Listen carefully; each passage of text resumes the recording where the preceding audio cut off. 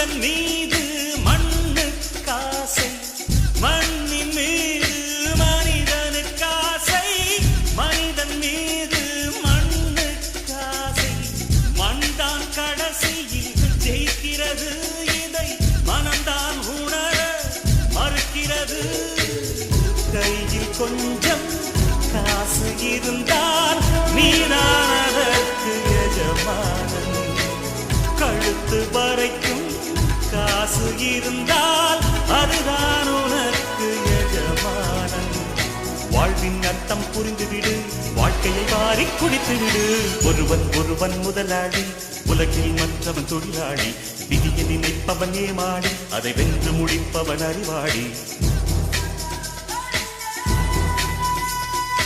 ஒருவன் ஒருவன் முதலாளி, உலகில்